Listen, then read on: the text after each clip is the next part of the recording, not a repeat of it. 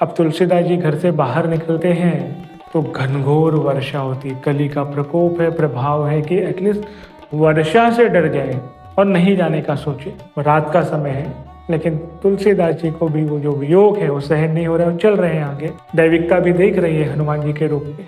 अब एक नदी है, उसे पार करना है, तो कली ने अपने प्रभाव से नदी को पूरा ओवरफ्लो कर दिया, बाढ़ आ गई, कोई भी नाव ले जाने के लिए तैयार नहीं। लेकिन वियोग है, क्या करें।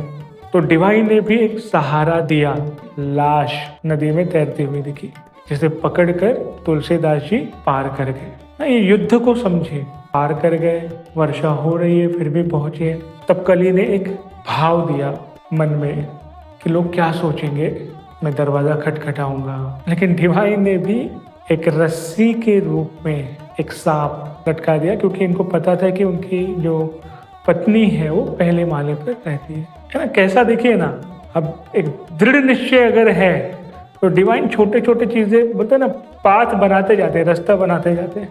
दृष्टि नकारात्मकता है तो रस्सी सांप दिखाई देता है, दृष्टि अगर सकारात्मक है तो सांप भी रस्सी दिखाई देता है। तो तुलसीदास जी को ये जो स्नेक है, सांप है, वो रस्सी दिखाई दिया। अब पत्नी भी देखकर आश्चर्यचकित, और आश्चर्यचकित से ज्यादा गुस्सा।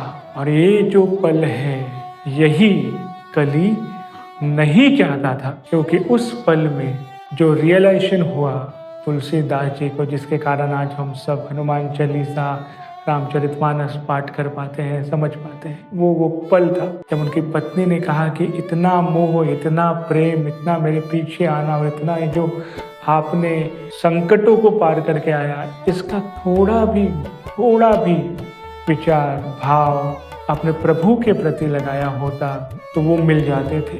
और जो रियलाइजेशन हुआ, बोध, आत्मबोध, जो आंखें खोली भीतर से और रामचरितमानस की रचना की जन भाषा में हम सभी पर उद्धार किया, कल्याण किया। लेकिन ये जो द्वंद्व था कली का, और जिस तरह से दैविकता सहायता कर रही है, ये भी एक हम सबके लिए सीख है कि यदि आप कुछ अच्छा करना चाहते हैं तो कई नकारात्मक परिस्थिति में भी सकारात्मकता थोड़ी मिलेगी।